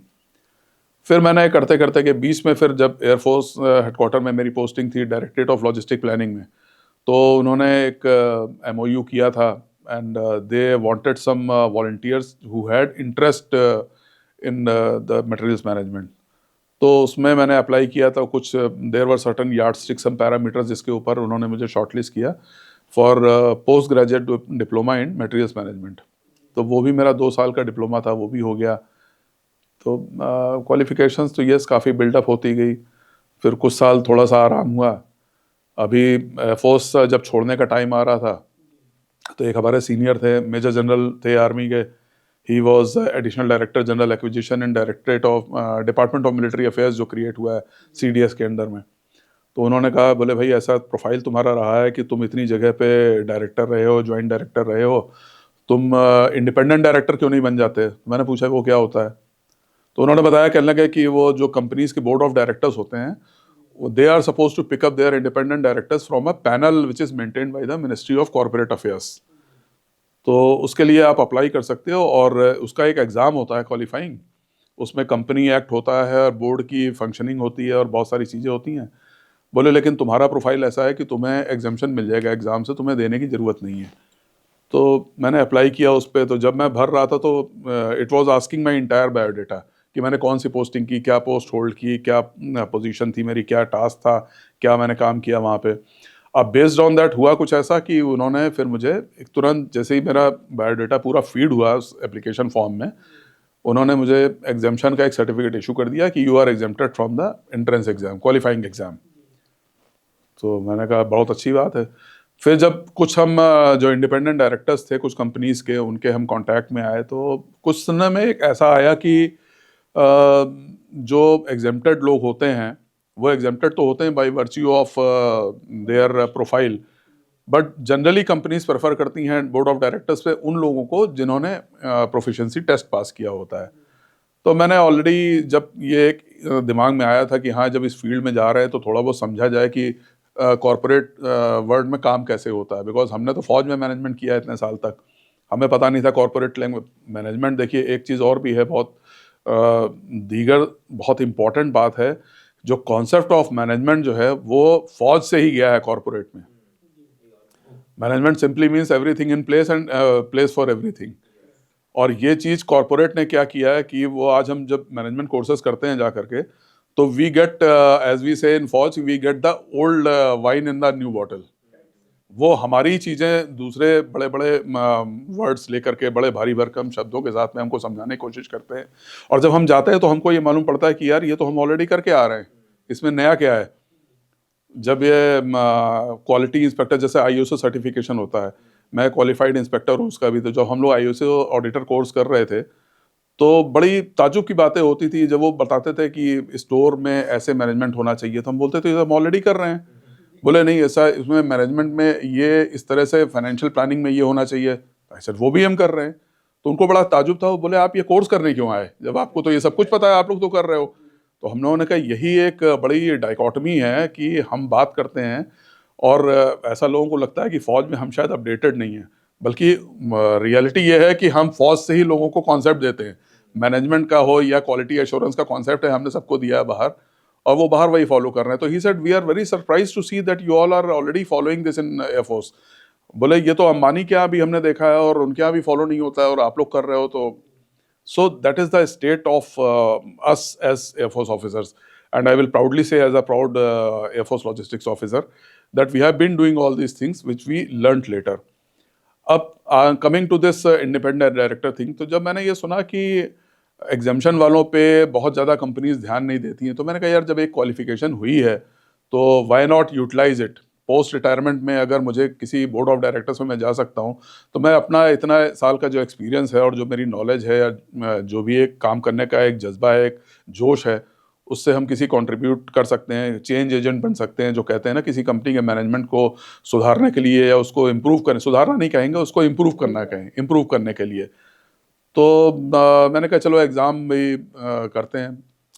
मैंने कॉर्पोरेट लॉ थोड़ा बहुत पढ़ा, कुछ वीडियोस यूट्यूब के देखे, कुछ थोड़ा कॉर्पोरेट वर्किंग कंपनी एक्ट पढ़ा, वो सब चीज़ें कुछ करने के बाद में तो एक थोड़ा सा एक बेसिक जो ढांचा था वो दिमाग में बन गया कि क्या होता है। तो फिर एक दिन हमने कहा एग्ज़ाम अटेम्प्ट कर लेते हैं। तो मिनिस्ट्री ऑफ कॉर्पोरेट अफेयर्स का एक इंस्टीट्यूट है, Indian institute of corporate affairs IICA, उनके पास अथॉरिटी होती है इस एग्ज़ाम को कंडक्ट करने की। It is an online exam और there is no restriction on number of attempts. Only thing is कि आप अगर आज एग्जाम दे रहे हैं, आज सपोज आप किसी वजह से क्वालिफाई नहीं कर पाए, तो 24 घंटे का गैप देके आप दोबारा अपने आप को स्लॉट कर सकते हैं अगले सेशन के लिए। तो मैंने स्लॉट किया एक दिन बैठ करके, कि जब मुझे लगा कि था इतना कॉन्फिडेंस मेरा बिल्डअप हो गया कि आई कैन अपीयर, तो मैंने कहा चांस लेके देख लेते हैं। नंबर ऑफ अटेम्प्ट तो कोई है नहीं आईएएस की तरह कि 3 या 5 अटेम्प्ट हो कि अगर इसमें नहीं हुआ तो नहीं हुआ, नहीं हो पाएगा, अगली बार में कर लेंगे। बट गॉड विलिंग ये अच्छा रहा कि मेरा पहला अटेम्प्ट में ही जब मैंने एग्ज़ाम जो है क्लियर कर लिया। इंस्टेंट एग्ज़ाम और इंस्टेंट रिजल्ट उसका आता है, and they have issued a certificate to that effect that I have qualified. अब जहाँ पे एक पहले मेरे नाम किया गया एग्जाम्शन का सर्टिफिकेट लगा था, मिनिस्ट्री में मैं एनरोल था एज एग्जेम्प्टेड डायरेक्टर, अब वो as a director who has qualified this proficiency exam, तो वो सर्टिफिकेट एग्जाम्शन का हट के अब मेरा प्रोफिशिएंसी टेस्ट वाला सर्टिफिकेट वहाँ पे दर्ज हो गया है, जहाँ से some companies will look at it and may be I will be picked up somewhere. एक आध कंपनी ने मुझे पिकअप कर रखा है, और सो दैट इज़ दैट। तो जब आप क्वालिफिकेशन की बात कर रहे थे, एक थोड़ा सा बड़ा शौक रहा है कि कुछ नया नया सीखते रहें। एंड सर, आपने अचीव करने के बाद you are giving back to society as well, please continue to that. I am trying to do that, because देखिए ऐसा है, एक तो आपके पॉडकास्ट के माध्यम से मैं बोलूँगा कि बहुत बड़ा अच्छा मीडियम है कि कम से कम जो लोग देखेंगे, या स्पेशली यंग जनरेशन अगर देखेगी, तो मुझे लगता है कि उससे काफ़ी बेनिफिटेड होंगे वो लोग। और यंग जनरेशन को भी मैं बोलना चाहता हूँ कि ज़िंदगी में कोई भी चीज़ कभी भी कहीं भी किसी से भी सीखने को मिले, तो मेरे ख्याल से वो तुरंत आपको ले लेनी चाहिए, बिकॉज हर चीज़ कहीं ना कहीं आपके काम आती है। और ये आप जो है गांठ बांध लीजिए कि हार्डवर्क कभी खाली नहीं जाता है। कभी आप खाली बैठ करके, अगर आप जैसे सोशल मीडिया में हमारे यंग जनरेशन का बहुत सारा आप लोग टाइम देते हो, मैं क्रिटिसाइज़ नहीं कर रहा हूँ, वो भी अपनी जगह ज़रूरी है, लेकिन ये भी ज़रूरी है कि आप अपनी जानकारियों को भी अपनी बढ़ाएं, अपनी नॉलेज को आप बढ़ाएं, ताकि आप कल को कुछ मजबूती से खड़े हो सके अपने पैरों पे। और नॉट ओनली दैट, किसी दूसरे का हाथ पकड़ के उसको विकास उसका करने में, उसको इम्प्रूव करने में उसकी सहायता कर सके। तो मैं यही कुछ करने की कोशिश कर रहा हूँ। मैं यूनिवर्सिटीज़ में जाता रहता हूँ गेस्ट लेक्चरर देने के लिए। आप हैंड होल्डिंग भी कर रहे हैं पीएचडी स्टूडेंट्स की? मैं पीएचडी गाइड भी हूँ 2-3 यूनिवर्सिटीज़ में। एक यूनिवर्सिटी तो मिनिस्ट्री ऑफ होम अफेयर्स के अंडर में है, और 2 यूनिवर्सिटीज़ और भी हैं। और मेरे पास इस समय करीब 4 पीएचडी कैंडिडेट्स हैं जिनको मैं गाइड कर रहा हूँ, और 2 कैंडिडेट्स हैं उनका मैं को गाइड हूँ। और बाकी यूनिवर्सिटीज़ का जो सब्जेक्ट मैटर एक्सपर्ट भी मैं हूँ 2-3 जगह पे। मैं जो सिलेबस वगैरह डिसाइड, न्यू एजुकेशन पॉलिसी के हिसाब से जो सिलेबस डिसाइड किया जाता है, उसके लिए एक कमेटी बनती है हर स्कूल में, बोर्ड ऑफ स्टडीज़ उसको बोलते हैं। तो 3 यूनिवर्सिटीज़ में बोर्ड ऑफ स्टडीज़ में मैं मेंबर भी हूँ। And basically I am now focusing on defence studies and political science and international relation, जो मेरी फील्ड रही है। तो उसमें सिलेबस डिसाइड करना और स्कॉलर्स को सेलेक्ट करना, या उसको इंश्योर करना कि उनकी पढ़ाई एक सही दिशा में हो रही है, वो उस दिशा में मैं कंट्रीब्यूट करने की कोशिश कर रहा हूँ थोड़ा। इंडिपेंडेंट डायरेक्टरशिप की क्वालिफिकेशन लेने के बाद एक और भी है, एक बॉडी है, ऑटोनोमस बॉडी है, Indian international trade development organisation, भारतीय अंतर्राष्ट्रीय व्यापार विकास संगठन। ये कोई सरकारी बॉडी नहीं है, ना कोई प्राइवेट बॉडी है, ऑटोनोमस बॉडी है। उसमें कई वर्टिकल्स हैं, शिक्षा का वर्टिकल है, मेडिकल का वर्टिकल है, कल्चर का वर्टिकल है, डिफेंस एंड सिक्योरिटी वर्टिकल है, और ये बोर्ड्स हैं एक्चुअली। तो I am director general as well as the president of the defence and security board in this organisation. और इसमें जो हमारा काम है, जो आप बात कर रहे थे कि किस तरह से हम सोसाइटी को वापस दे रहे हैं, तो इतने साल का जो मेरा अनुभव है, उसको मैं एक स्ट्रेटेजिक अलाइंसेस इस्टेब्लिश करने के माध्यम से मैं इसको वापस देना चाह रहा हूँ चीज़ों को। क्योंकि जो मैंडेट है इस ऑर्गेनाइजेशन का, वो है एकेडमिया, इंडस्ट्री, गवर्नमेंट और आपके जो तीनों सर्विसेज हैं, थिंक टैंक्स हैं, इन सबको एक प्लेटफॉर्म पे ला करके एक ओपिनियन जनरेट करना राष्ट्रीय सुरक्षा के लिए, और उसके अलावा किस तरह से हम उसको आत्मनिर्भरता की भावना के साथ प्रमोट कर सकते हैं, जो देश का एक मूल मंत्र अभी इस समय चल रहा है। तो इस ऑर्गेनाइजेशन के साथ जुड़े रह करके मैं 31 जुलाई 2025 को रिटायर हुआ, और 1 अगस्त को मैंने एज डायरेक्टर जनरल इसका चार्ज संभाला। तो ये एक योगदान मैं देने की अपनी क्षमता के अंदर कोशिश कर रहा हूँ, जो सीमित क्षमता मेरी जो भी है, ताकि ये चीज़ आगे बढ़ सके, और जो नेशन बिल्डिंग की जो हमारी जो है, it could be on in line with that. So this is the latest thing which I am doing. नहीं सर, ये आप एक बहुत बड़ी मिथ तोड़ रहे हैं कि लोग बोलते हैं फौज में आते हैं लोग हथियार चलाते हैं लड़ाई की बात करते हैं, but you did all this for 3 decades and parallelly you build your academia as well.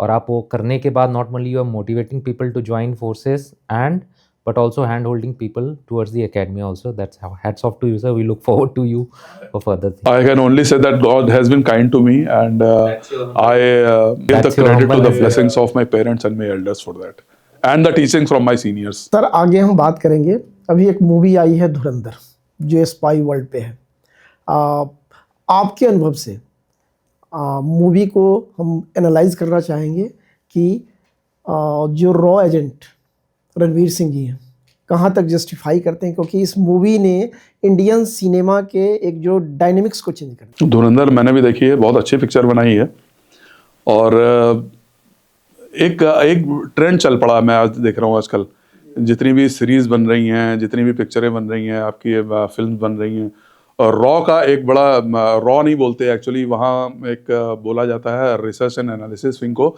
RNAW बोलते हैं. Raw is taken in a negative sense थोड़ा सा.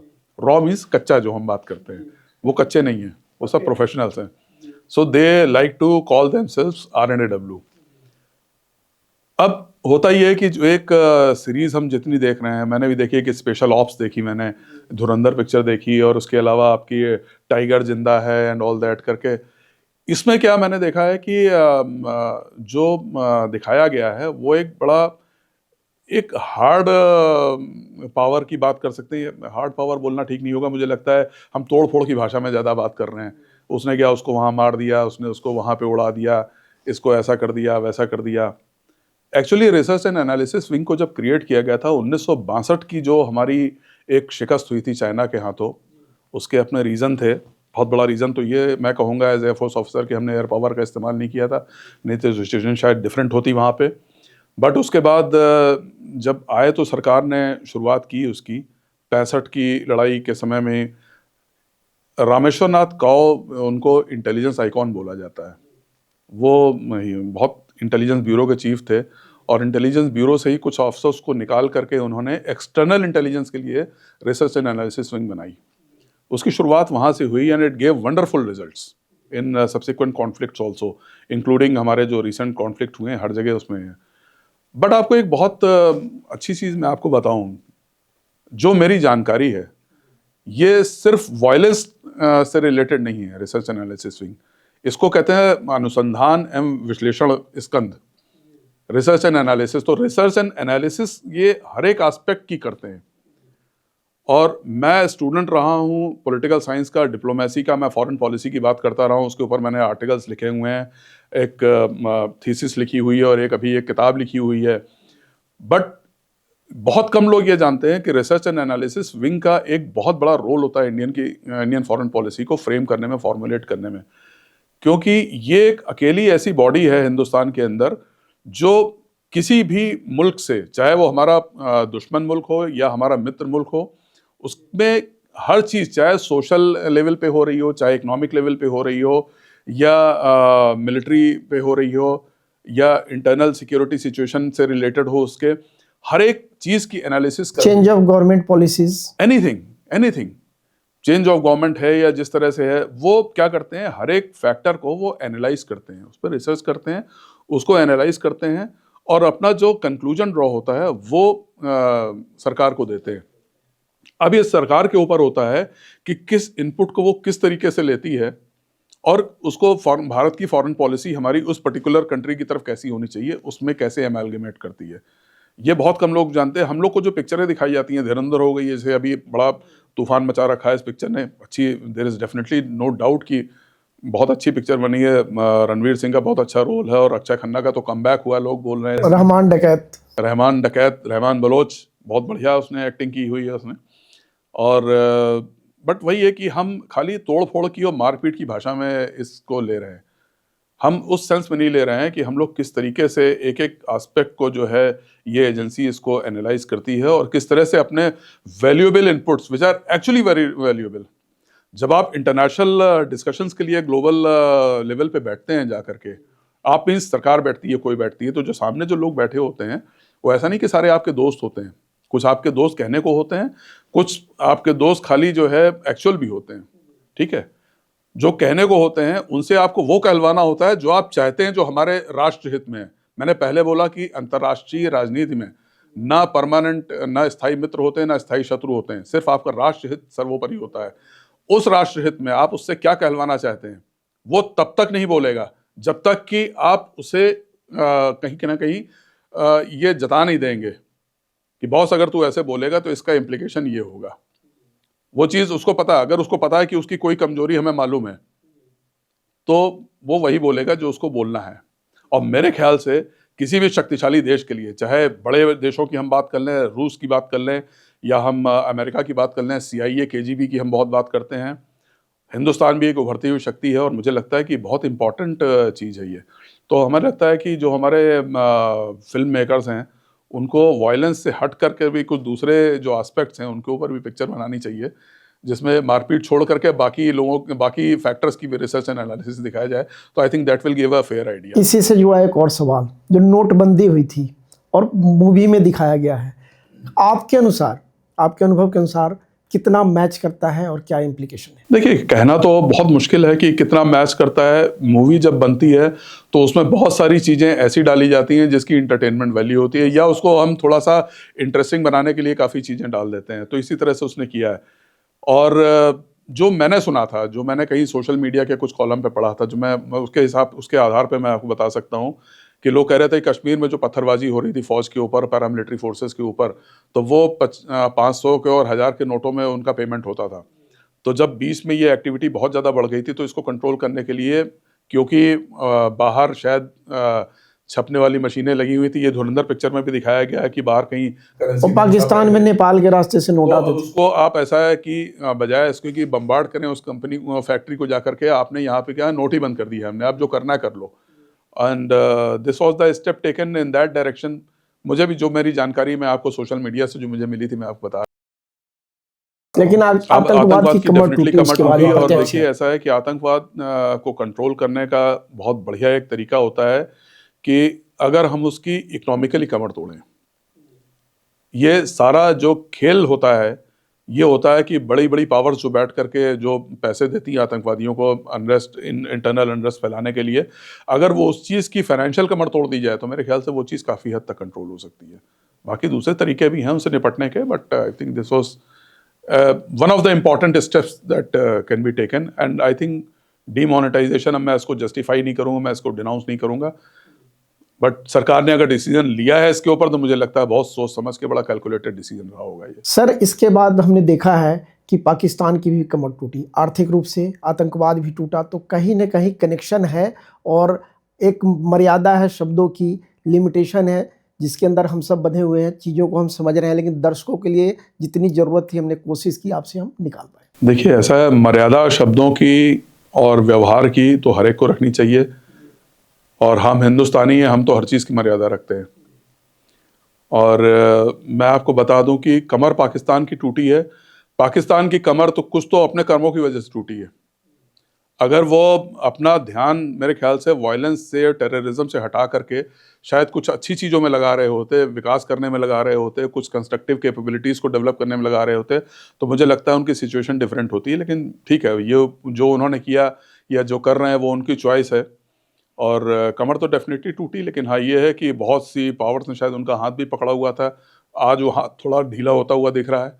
उसमें कुछ ये है कि कुछ इंटरनेशनल जियोपॉलिटिकल सिचुएशन चेंज हो रही है, जिसमें भारत एक शक्ति बन करके, थोड़ा एक निर्णायक शक्ति बन के उभर के आ रहा है। तो मुझे लगता है कि शायद ये बहुत बड़ा फैक्टर है इसमें। सर, और एक एनालिसिस है, लाइक पाकिस्तान उतना भी फेवरेबल देश नहीं है, बट उसका जो जियोग्राफिकल पोजीशन है, जहाँ वो लोकेटेड है in location in respect to India and China, वो उसको बहुत बड़ा एज देता है। जिस कंट्रीज जो हैंड होल्डिंग की बात कर रहे हैं, उसके पोजीशन की वजह से उसको बहुत ज़्यादा हैंड होल्डिंग दिया जाता है, बिकॉज वहाँ से इनलेट है बाकी सारे कंट्रीज़ का, अच्छे कर्मों के और बुरे कर्मों के, दोनों के लिए भी। आपकी बात सही है, लेकिन एक मुझे ऐसा लगता है कि शायद ये समय आ गया है या शायद आ रहा है जबकि कमोबेश हर एक देश उसको ये बात समझ में आ रही है, युद्ध की विभीषिका क्या हालत कर रही है, क्या भूमिका कर रही है किसी भी देशों में, उनके विकास को रोकने में, ये हम सब देख रहे हैं। आज सब तरफ लड़ाइयाँ हो रही हैं, हम तृतीय विश्व युद्ध की बात कर रहे हैं, बट उसको छोड़े तो हम हर देश एक दूसरे के साथ लड़ता दिखाई पड़ रहा है, और लोगों को ये समझ में आ रहा है कि war is not the option, survival is the option, और सर्वाइवल के लिए आपको जो है शांति रखनी पड़ेगी। डेवलपमेंट और ग्रोथ की बात होनी चाहिए, और मेरी समझ से ये चीज़ें, ये रियलाइजेशन आ रहा है और बहुत जल्दी आएगा कि हम इससे हट करके कुछ एक पॉजिटिव काम करने की कोशिश करें। हम सारे देशों के हिसाब से हम बात कर रहे हैं। मैं हिंदुस्तान तो कर ही रहा है, हम तो एक शांति प्रिय देश हैं, हम किसी पे हाथ नहीं डालते, हम किसी पे आंख नहीं उठाते, बट वो बात भी है कि किसी ने हम पे आंख उठाई तो हम उसको छोड़ेंगे भी नहीं। वो जैसे मैंने एक पिक्चर देखी थी, उड़ी पिक्चर देखी थी, उसमें डायलॉग था कि ये नया भारत है, ये देश में घुस के, ये घर में घुस के मारता है। तो वो किया है, और जो भी है, लेकिन शांति पूर्ण तरीके से अगर काम हो जाए तो इससे अच्छी चॉइस कोई दूसरी नहीं है। सर एक फॉलो अप क्वेश्चन पूछूंगा मैं इससे, बिकॉज आपका इतना ज्ञान है जियोपॉलिटिकल सिचुएशन के अंदर, पॉलिटिकल साइंस के अंदर, ऑल्दो थोड़े एम्बिट से बाहर होगा।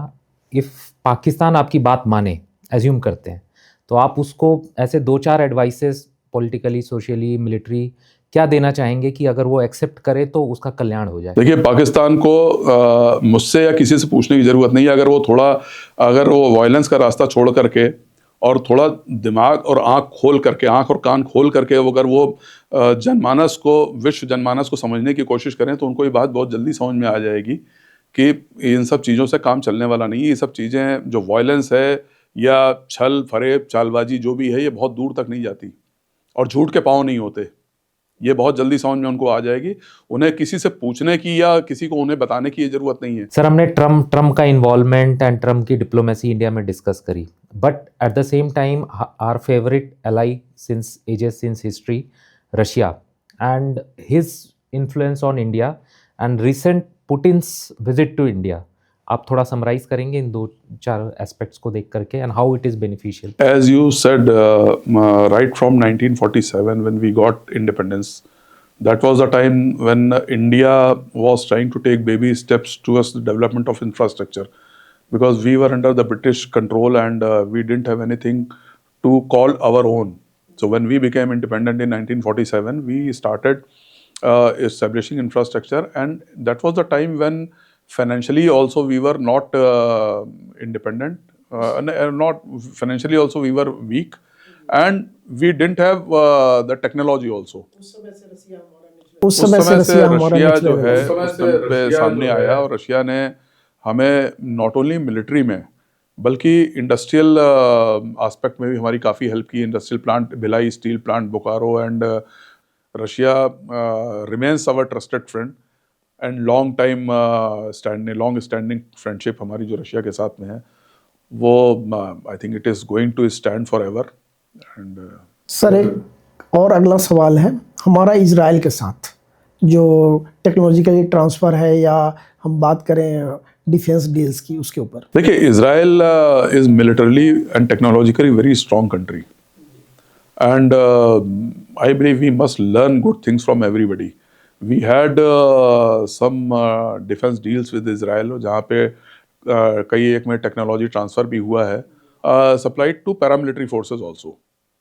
So Israel टेक्नोलॉजिकली बहुत ही सुपीरियर कंट्री है, और इंसिडेंटली हमारे रिलेशंस भी उनके साथ अच्छे रहे हैं, अच्छे संबंध हमारे रहे हैं। तो I think we must seriously develop this relationship further. Sir आपका लंबा अनुभव रहा है वायुसेना में, एयर टू एयर रिफ्यूलिंग की बात होती है उसके पे? एयर टू एयर रिफ्यूलिंग जो है एक बहुत ही इम्पॉर्टेंट एस्पेक्ट है एयर वॉरफेयर का, क्योंकि इसका, जिनको एयर टू एयर रिफ्यूलिंग का बहुत ज़्यादा आइडिया नहीं है, मैं उनको बता दूं कि जो पहले के एयरक्राफ्ट हमारे थे, उसमें जो उनकी इंड्योरेंस थी, जो उनकी रेंज थी, वो रिस्ट्रिक्ट हो जाती थी फ्यूल की वजह से।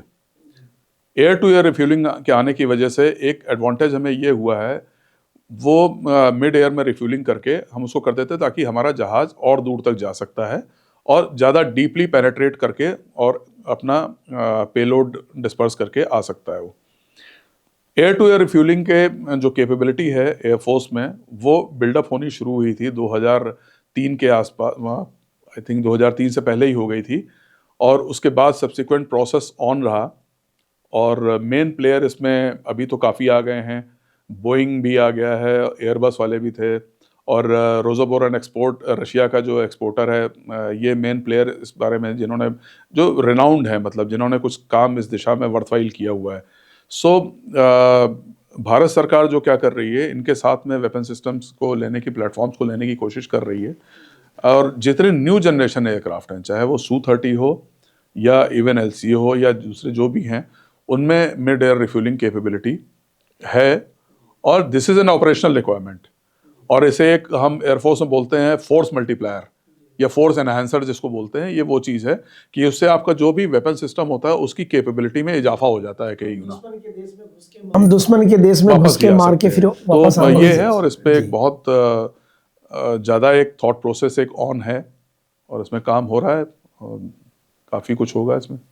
And sir, coming back to your book, India's Airspace Power, Central Asia Dynamics, तो आप जैसा आपने कहा ये टॉपिक अनटच्ड है and you studied a lot and you finally brought it live with your picture. हम इसको प्रमोट करेंगे, of course will ourself being from the air force would like to read and study, but अगर of the shoot आप इसमें से key takeaways like 2 and 3 with solutions क्या है हमारे लिए वे अहेड, अगर आप ऑन कैमरा बताना चाहे तो, to develop interest for reading the book. देखिए, एक सबसे बड़ा जो गाइडिंग प्रिंसिपल है वो ये है कि सेंट्रल एशिया में हमारे मेनली एनर्जी इंटरेस्ट काफ़ी हैं हमारे, और उनके पास रिसोर्सेज हैं, हमारे पास रिक्वायरमेंट है। दूसरी बात ये है कि जो भी कंट्रीज़ हैं सेंट्रल एशिया के, उनके साथ हमारे रिलेशंस बहुत पुराने हैं, इसलिए मिलिट्री एस्पेक्ट में हम उनको ट्रेनिंग देते रहे हैं। आईनी और फारखोर एयर बेसिस ताजिकिस्तान के थे, जहाँ पे हम वहाँ पे एयर पावर सिखाते थे, अंग्रेज़ी सिखाते थे वहाँ पे, और दूसरे कुछ एविएशन के कोर्सेज हम लोग वहाँ पे चलाते थे वहाँ की आर्म फोर्सेस के लिए। सो उसमें बहुत ही इम्पॉर्टेंट रोल हम लोग प्ले कर रहे थे। फॉर सम रीज़न हम वहाँ से वो बेसिस हमने वापस इन देशों की सरकारों को वापस कर दिए हैं, और हम वापस अपना बेस वहाँ से छोड़ के आ गए हैं। और यूक्रेन में जिस समय लड़ाई लगी थी और हमको भारतीयों को वहाँ से निकालना था, उस समय वहाँ पे जो इंडियंस को रेस्क्यू करने के लिए था, और जब काबुल का टेक ओवर हुआ था अब तालिबान से, उसमें भी एक बहुत इंपॉर्टेंट रोल इन ताजिकिस्तान के आईनी एयरबेस ने प्ले किया हुआ है, बिकॉज जो सिचुएशन इन एयरबेसेस पे थी वो बड़ी वॉलेटाइल सिचुएशन थी। एयर पिक्चर हर मोमेंट पे चेंज हो रही थी, there were no fixed slots, safety का एस्पेक्ट अलग था। तो आईनी एयरबेस था, ये हमारे छोड़ने की बात हो रही, जब हमने आईनी भी एयरबेस छोड़ दिया था, वहाँ से हमने स्टेजिंग बेस रख करके अपने ऑपरेशंस कंडक्ट किए थे, जो रेस्क्यू ऑपरेशंस हमारे थे। और एक बहुत बड़ा लॉजिस्टिक्स एडवांटेज हमें मिला वहाँ पे उनकी वजह से रहने के लिए। तो this has in fact reinforced the fact that these basis are important for India, for Indian Air Force in particular, when we are operating on humanitarian and rescue missions in these countries. Training role is well defined. We have been conducting their training. We have got expertise, and not only in military aviation, their officers have been undergoing training even in civil aviation in India, though the intake was very low. When I interacted with the civil aviation training centers, they told me कि वहाँ के officers को हम बुलाते तो हैं, लेकिन वहाँ से लोग आते नहीं हैं। तो ये एक म्यूचुअल गिव एंड टेक वाली सिचुएशन है। सो इसमें मुझे लगता है कि बहुत ज़रूरी है हमारे लिए कि आईनी एयरबेस को जो हम छोड़ करके आ गए थे, उसको हम दोबारा से हम अपना रोल जो ट्रेनिंग के एस्पेक्ट में हम ट्रेनिंग के रिगार्ड हम वहाँ पे बना रहे थे, जो कर रहे थे, उसमें हम दोबारा से अपनी भूमिका वो अदा करना शुरू करें, क्योंकि वहाँ के लोगों को सिखाने के लिए एविएशन में बहुत कुछ है हमारे पास में, और वो सीखना भी चाहते हैं। कुछ वजह से जो हमने बेस छोड़ा है वहाँ से, मुझे लगता है कि उस वजह को हम अप्रोप्रिएटली एड्रेस करके और दोबारा हम अपना रोल वहाँ पे रिज्यूम कर सकते हैं ट्रेनिंग में, and this will be beneficial to both the countries. हमारी ट्रेनिंग स्किल्स उसमें निखरेंगी, उनको कुछ सीखने को मिलेगा, और एक हमारी प्रेजेंस तो है ही है वहाँ पे, और हमारे फ्रेंडली कंट्री हैं, स्ट्रेटेजिक इंपॉर्टेंस उनकी है, हमारे रिलेशन स्ट्रेटेजिक हैं, तो I think this will be very important for us. So sir, your book which is available on the Amazon also and of course paperback है ही है, तो whom do you recommend apart from defense enthusiasts जो own interest के लिए पढ़ना चाहें, किसके लिए ये कैटेगरिकली फायदेमंद है? देखिए ये कहीं आपने वे दिया होगा। ये किताब जो है मुझे लगता है कि जो सेंट्रल एशियन स्कॉलर्स हैं और जो स्कॉलर्स हैं जिनको एविएशन में इंटरेस्ट है उनके लिए, और यूनिवर्सिटीज़ के लिए जहाँ पे सेंट्रल एशिया के डिपार्टमेंट, जैसे मुंबई यूनिवर्सिटी का एक सेंट्रल एशियन स्टडीज़ का जो है सेंट्रल यूरेशियन स्टडीज़ का डिपार्टमेंट है, दूसरी यूनिवर्सिटीज़ का भी है। पहले क्या था कि 2014-15 के आसपास बहुत ज़्यादा फोकस इस पर था नहीं, इस एरिया के ऊपर। उसके बाद ये फोकस थोड़ा सा बढ़ना शुरू हुआ है, तो यूनिवर्सिटीज़ ने भी अपने पाठ्यक्रम में इस चीज़ को कवर करना शुरू किया है। बट अनफॉर्चुनेटली जो चीज़ मैंने भी अपने पीएचडी करने के दौरान महसूस की कि इस विषय पे टेक्स्ट बुक्स की बहुत कमी है। तो मुझे लगता है कि ये जो किताब है ये एक टेक्स्ट बुक का काम करेगी, और ये एक ऐसे विषय का टेक्स्ट बुक का काम करेगी जिसको अभी तक बहुत कम या नहीं के बराबर छुआ गया है, जैसे एरोस्पेस स्टडी की हम बात करते हैं। तो I think it will contribute to everybody, every enthusiastic scholar will be benefit. Definitely sir, we wish you all best, उम्मीद करते हैं सर कि ये पाठ्यक्रम में फॉर सरकार हैप्पी इसको ऑथरिंग। शामिल करे और इसका फायदा लोग उठाएं। बहुत अच्छी चीज़ हो जाएगी। आई थिंक ये एक बड़ी अच्छी गाइड बनेगी उन सब लोगों के लिए जिनको इस एरिया में या फिर एविएशन में इंटरेस्ट है। Group captain doctor Rajneesh sir, आपसे लंबी बातचीत हुई, आपने हर एक सवाल का जवाब दिया, अनछुए पहलुओं को भी छुआ, लेकिन हम आपके ऊपर रैपिड फायर करने वाले हैं और जवाब भी हमें त्वरित चाहिए। तो आपके अनुसार पाकिस्तान एक खतरा है या ध्यान भटकाने का औजार? खतरा तो है ही है। And sir, as per you, in which one country you think that is shaping the world's future now? India.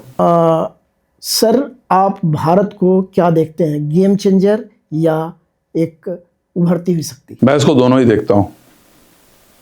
We are in a position to change the world order. Second question, like one delusion which the current global power feels that he has after attaining that position. We believe in वसुधैव कुटुंबकम। Sir, आपके लिए discipline office में होता है या घर में भी? डिसिप्लिन तो लाइफ का एक हिस्सा बन जाता है। भारतीय वायुसेना में 33 साल से ऊपर की सर्विस देने के बाद में डिसिप्लिन एक सेकंड नेचर बन जाता है आपका। And sir, as per you, which is the most dangerous emerging technology today? AI। Sir, युवाओं के लिए आपका एक संदेश? युवाओं के लिए मेरा संदेश सिर्फ ये है कि आजकल की जो युवा शक्ति है जो भारत की, उसमें बहुत ही योग्यता है, बहुत ही ज्ञान है उनको। शायद हमारी जनरेशन में जितना ज्ञान हमको नहीं होता था उससे ज़्यादा ज्ञान आज की जनरेशन को है। और एक बड़ा इंटरेस्टिंग प्रसंग है, जब भगवान श्री राम लंका पे आक्रमण करने जा रहे थे तो हनुमान जी को उन्होंने टास्क दिया कि आप जाओ जरा रिकॉनेसेंस रेकी करके आओ लंका में जा करके कि माता सीता ठीक ठाक है कि नहीं, कहाँ पे हैं और दुश्मन की नफरी कितनी है और कहाँ पे क्या है। हनुमान जी चले तो वहाँ से, लेकिन समुंदर के किनारे आके बैठ गए थे। समुंदर के किनारे आके हनुमान जी बैठ इसलिए गए क्योंकि उनको ये समझ में नहीं आ रहा था कि इतने योजन का समुंदर है, मैं इसको पार कर पाऊंगा कि नहीं कर पाऊंगा। तो जामवंत जी आए वहाँ पे, उन्होंने पूछा हनुमान जी से कि क्या दिक्कत क्या है आपको, क्या सोच रहे हैं आप बैठ करके। तो गोस्वामी तुलसीदास ने इसका जो है अपनी रामचरितमानस में बड़ा अच्छा वर्णन किया है इस प्रसंग का। तो हनुमान जी ने अपनी समस्या उनको बताई कि मुझे लगता नहीं कि मेरे अंदर इतनी योग्यता है कि मैं वहाँ से जाके आ जाऊँ। तो उन्होंने बोले एक चौपाई है, कवन से काज सकल जग माही, जो नहीं होए तात तुम पाही। मतलब आप भगवान, आप तो इतने शक्तिशाली हैं, आपके अंदर तो इतनी क्षमता है कि आप न सिर्फ इस समंदर को पार करके जा सकते हैं, आप तो इस संपूर्ण ब्रह्मांड का चक्कर लगा करके आ सकते हैं और उसके बाद भी उधर पहुंच सकते हैं। तो ये एक बल दिलाने वाली याद थी जिसको सुन करके हनुमान जी के अंदर अपनी शक्ति का संचार हुआ, उनको समझ में उसका बोध हुआ अपने शक्ति का, और उन्होंने फिर वो किया जो हम सब जानते हैं, जो हम सब देखते आए हैं आज तक। और हमने तो रामचरितमानस पढ़ी है, लेकिन शायद आज की जनरेशन ने शायद नहीं पढ़ी है, लेकिन हाँ, जो भी फिल्म्स देखी हैं या जो भी स्निपेट्स इन लोगों ने देखे हैं सोशल मीडिया पे, उसको देख के I am sure you must have got a fair idea of what it was.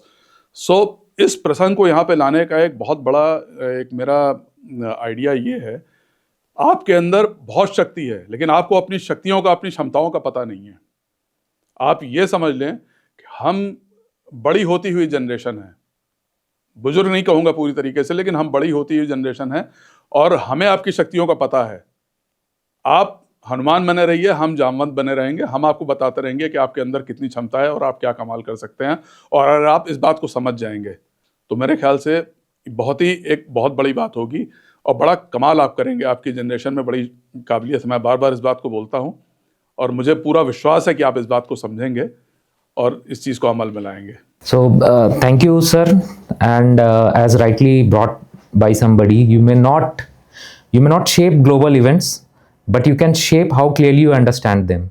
So that is the biggest takeaway with conversation with you. And thank you, Dr. Rajneesh, once again, and thank you, viewers and audience, for staying engaged with us and helping us to dig more deeper into the expertise which sir brings us with the 3 decades of his service, both as a military man, as an academia. And we hope that content is of some use to you. You can derive out of it and get inspired from it, and keep the curiosity on and keep the viewership on. And we would like to bring more and more such esteemed guests through with your love and engagement in this platform. Thank you so much, sir, and thank you, the audience. Thank you so much and जय Hind. Group captain doctor Rajneesh sir, second inning के लिए आपको बधाई। जो air force में कहते हैं touch the sky with glory, आपने हर एक लम्हे को जिया है वायुसेना के अंदर, उसको हम सबके सामने लाया है। इससे हमारे बहुत सारे दर्शक, विशेष करके युवा, लाभान्वित होंगे और हम उम्मीद करते हैं कि आने वाला समय आप राष्ट्र सेवा को दोबारा सेकेंड इनिंग में देंगे। जो साउथ मिडिल ईस्ट पे आपका रिसर्च है, जो काम आप कर रहे हैं, एक बार पुनः आपका बहुत धन्यवाद और आभार। और हमारे चैनल को लाइक करें, सब्सक्राइब करें, शेयर करें और हमारे साथ बने रहें। आप दर्शकों का भी बहुत धन्यवाद और आभार। धन्यवाद, धन्यवाद, जय हिंद।